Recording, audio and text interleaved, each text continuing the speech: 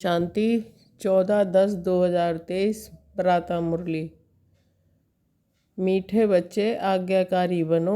बाप की पहली आज्ञा है अपने को आत्मा समझ बाप को याद करो। प्रश्न है, आत्मा रूपी बर्तन अशुद्ध क्यों हुआ है? उसको शुद्ध बनाने का साधन क्या है? उत्तर है, बाह्यात बातों को सुनते और सुनाते आत्मा रूपी बर्तन अशुद्ध बन गया है। इसको शुद्ध बनाने के लिए बाप का फरमान है, hear no evil so no evil. एक बाप से सुनो, बाप को ही याद करो तो आत्मा रूपी बर्तन शुद्ध हो जाएगा। आत्मा और शरीर दोनों पावन बन जाएंगे। गीत बजा है जो पिया के साथ है।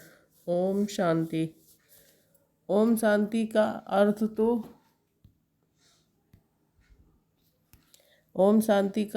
तो बच्चों ने समझा हुआ है। बच्चों को घड़ी घड़ी पॉइंट्स दी जाती है।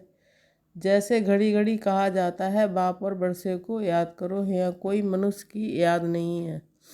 मनुष्य की बा किसी देवता की याद दिलाएंगे। पारलौकिक बाप की याद कोई दिला ना सके, क्योंकि बाप को कोई जानते नहीं है। यहाँ तुमको घड़ी घड़ी कहा जाता है, अपने को आत्मा समझ बाप को याद करो। और बाप को बच्चे होते हैं तो सब समझ सकते हैं कि ये बाप से बरसा लेने आया है। फिर उनको बाप और बरसा याद रहता है। यहाँ भी ऐसे है। ज़रूर बच्चे बाप को जानते नहीं हैं, इसलिए बाप को आना पड़ता है। जो बाप के साथ हैं उन्हों के लिए ये ज्ञान बरसात है। वेद शास्त्रों में जो ज्ञान है वह सब है भक्ति मार्ग की सामग्री। जब तब ज्ञान पूर्ण संध्या गायत्री आज जो कुछ करते हैं वह सब है भक्ति मार्ग की सामग्री।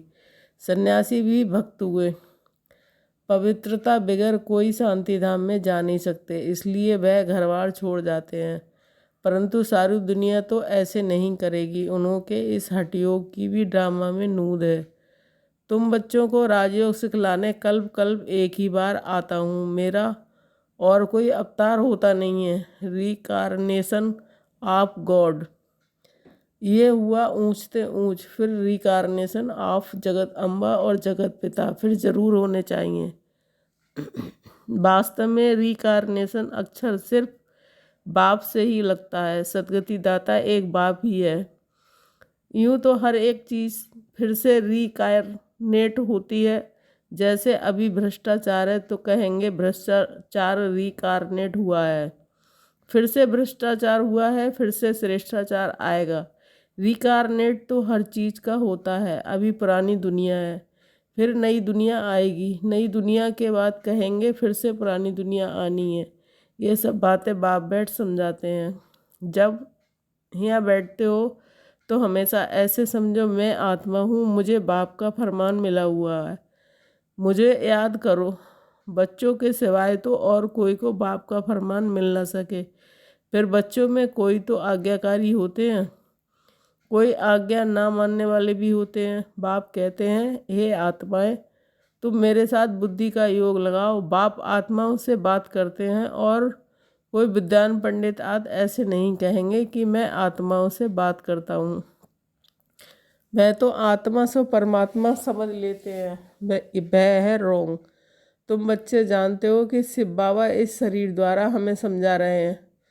शरीर बिगड़ तो एक्ट हो ना सके। पहले तो ये निश्चय चाहिए। निश्चय बिगड़ तो कुछ भी बुद्धि में नहीं बैठेगा। पहले निश्चय चाहिए कि हम आत्माओं का बाप वह निराकार परमपिता परमात्मा है और साकार में है प्रजापिता ब्रह्मा। हमें ब्रह्मा कुमार कुमारी हैं। शिव के तो सब आत्माएं बच्चे हैं, इसलिए शिव कुमार कहेंगे, कुमारी नहीं। ये सब बातें धारण करनी है। धारणा तब होगी जब निरंतर याद करते रहेंगे। याद करने से ही बुद्धि रूपी बर्तन शुद्ध होगा। बाह्यात बातें सुनते सुनते बर्तन अशुद्ध बन गया, उसको शुद्ध बनाना है। बाप का फरमान है, मुझे याद करो तो तुम्हारी बुद्धि पवित्र होगी। तुम्हारी आत्मा में खाद पड़ गई है, अब पवित्र बनना है। सन्यासी कहते हैं आत्मा निर्लेप है। बाप कहते हैं आत्मा में ही खाद पड़ी है। श्री कृष्ण की आत्मा और शरीर दोनों पवित्र हैं। दोनों पवित्र सिर्फ सतयुग में ही होते हैं, यहाँ तो हो नहीं सकते। तुम आत्माएं नंबरवार पवित्र होती जा रही हो, अभी पवित्र बनी नहीं। कोई भी पवित्र नहीं है, सब पुरुषार्थ कर रहे हैं, अंत में नंबरवार सबकी रिजल्ट निकलेगी। बाप आकर सभी आत्माओं को फरमान करते हैं कि मुझे याद करो, अपने को अशरीरी समझो, देही अभिमानी बनो। मूल रूप में ये बाप बगैर कोई समझा नहीं सकते। पहले ये पूरा निश्चय हुआ कि विजय पाएंगे, निश्चय नहीं होगा तो विजय नहीं पाएंगे। निश्चय बुद्धि विजयंती, संशय बुद्धि विनशंति। गीता में कोई कोई अक्षर बहुत अच्छे हैं। इसको कहा जाता है आटे में नमक। बाप कहते हैं मैं तुमको सभी वेदों शास्त्रों का सार समझाता हूँ। इनमें क्या क्या है, ये सब है भक्ति मार्ग के रास्ते। इनकी भी ड्रामा में नूद है। ये प्रश्न नहीं उठ सकता कि ये भक्ति मार्ग क्यों बनाया हुआ है। ये तो अनादि बनाया ड्रामा है। तुमने भी इस ड्रामा में बाप से स्वर्ग के मालिक बनने का वर्षा अनेक बार लिया है और लेते रहेंगे। कभी अंत नहीं हो सकता। ये चक्र अनादि फिरता ही रहता है। तुम बच्चे अभी दुखधाम में हो, फिर शांति धाम में जाएंगे, शांति धाम से सुख धाम में जाएंगे, फिर दुखधाम में आएंगे। ये अनादि चक्र चलता ही रहता है। सुखधाम से दुखधाम आने में तुम बच्चों को 5000 वर्ष लगते हैं, जिसमें तुम 84 जन्म लेते हो। सिर्फ तुम बच्चे ही 84 जन्म लेते हो, सब नहीं ले सकते। ये बेहद का बाप है, तुमको डायरेक्ट समझा रहे हैं। और बच्चे फिर मुरली सुनेंगे व पढ़ेंगे या टेप सुनेंगे। टेप भी अब नहीं सुन सकते, तो पहले पहले तुम बच्चों को उठते बैठते इस याद में रहना है। मनुष्य तो माला फेरते, राम राम जपते, रुद्राक्ष की माला कहते हैं ना। अब रुद्र तो है भगवान, फिर इस माला में मेरू दाना इकट्ठा है। वह तो विष्णु के इगल स्वरूप है। ये कौन है? ये माता पिता, जो फिर विष्णु के 2 रूप में लक्ष्मी नारायण बनते हैं, इसलिए इनको मेरू कहा जाता है। फूल है शिव बाबा, फिर मेरू ये मम्मा बाबा, जिनको माता पिता कहते हो। विष्णु को माता पिता कह नहीं सकेंगे, लक्ष्मी नारायण को माता पिता तो उनके बच्चे ही कहेंगे। आजकल तो सबके आगे जाकर कहते हैं तुम्हें माता चा पिता। बस कोई एक ने महिमा की, उनके पीछे फॉलो करने वाले लग पड़ते हैं। ये है ही अनराइटियस दुनिया। कलयुग को कहा जाता है अनराइटियस, सतयुग को कहा जाता है राइटियस। वहाँ आत्मा और शरीर दोनों पवित्र होते हैं। सतयुग में श्री कृष्ण गोरा है, फिर अंतिम जन्म में उनकी आत्मा सांवरी बनी है। ये ब्रह्मा सरस्वती इस समय सांवरे हैं ना। आत्मा काली बन गई है तो इनका जेवर भी काला बन गया है। सोने में ही खाद पड़ती है, इसमें जेवर भी जो बनता है वह खाद वाला है। सतयुग में जब देवी देवताओं की गवर्नमेंट है तो ये झूठ खाद होती नहीं। वहाँ तो सोने के महल बनते हैं। भारत सोने की चिड़िया थी, अभी तो मुलम्मा है। एक भारत को फिर से स्वर्ग बाप ही बना सकते हैं। बाप समझाते हैं श्रीमद् भगवान वाच है ना। श्री कृष्ण तो देवी गुणों वाला है, 2 भुजा 2 टांग वाला है। चित्रों में तो कहाँ नारायण को कहाँ लक्ष्मी को 4 भुजाएं दी हैं, समझते कुछ भी नहीं है। ओम अक्षर भी कहते हैं, ओम का अर्थ बताते हैं। ओम माना मैं गॉड, जिधर देखता हूँ गॉड ही गॉड है, परंतु ये तो रॉन्ग है। ओम माना अहम आत्मा, बाप भी कहते हैं अहम आत्मा, परंतु मैं सुप्रीम हूँ, इसलिए मुझे परमात्मा कहा जाता है। मैं परम धाम में रहता हूँ। ऊंचे ते ऊंच भगवान, फिर सूक्ष्म मतन में ब्रह्मा विष्णु शंकर की आत्मा है। फिर नीचे आओ तो ये मनुष्य लोक है, ये देवी लोक है, ये आत्माओं का लोक है, जिसको मूल वतन कहा जाता है। ये बातें समझने की हैं। तुम बच्चों को ये अविनाशी ज्ञान रत्नों का दान मिलता है, जिससे तुम भविष्य में मालामाल डबल सिरताज बनते हो। देखो श्री कृष्ण को दोनों ताज है ना। फिर वही बच्चा चंद्रवंशी में आता है तो 2 कला कम हो जाती है। फिर वैश्य वंशी में आएंगे तो फिर 4 कला कम हो जाएगी। फिर लाइट का ताज उड़ जाएगा, बाकी रतन जड़ित ताज रहेगा। फिर जो अच्छा दान पुण्य करते हैं उनको एक जन्म के लिए अच्छी रजाई मिलती है। फिर दूसरे जन्म में भी अच्छा दान पुण्य किया तो फिर भी रजाई मिल सकती है। यहाँ तो तुम 21 जन्मों के लिए रजाई पा सकते हो।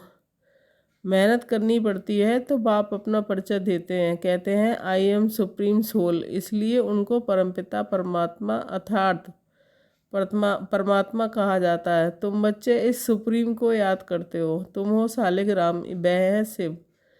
शिव का बड़ा लिंग है और शालिग्राम मिट्टी के बनाते हैं। ये कौन सी आत्माओं का यादगार बनाते हैं, ये कोई नहीं जानते हैं। तुम शिव बाबा के बच्चे भारत को स्वर्ग बनाते हो, इसलिए तुम्हारी पूजा होती है। फिर तुम देवता बनते हो तब भी तुम्हारी पूजा होती है। शिव बाबा के साथ तुम इतनी सर्विस करते हो, इसलिए शालिग्रामों की भी पूजा होती है। जो उत्तम से उत्तम कर्तव्य करते हैं उन्हों की पूजा होती है, और कलयुग में जो अच्छा काम करते हैं उन्हों का यादगार बनाते हैं। कल्प कल्प बाप तुम बच्चों को सारे सृष्टि चक्र का राज समझाते हैं, अर्थात तुमको स्वदर्शन चक्रधारी बनाते हैं। स्वदर्शन चक्र विष्णु को नहीं हो सकता, वह तो देवता बन गया। ये ज्ञान सार तुमको है, फिर लक्ष्मी नारायण बनेंगे तो ये ज्ञान नहीं रहेगा। वहाँ तो सब सदगति में है। तुम बच्चे ये ज्ञान अभी ही सुनते हो, फिर राजा ही पा लेते हो। स्वर्ग की स्थापना हो गई, फिर ज्ञान की दरकार नहीं रहती।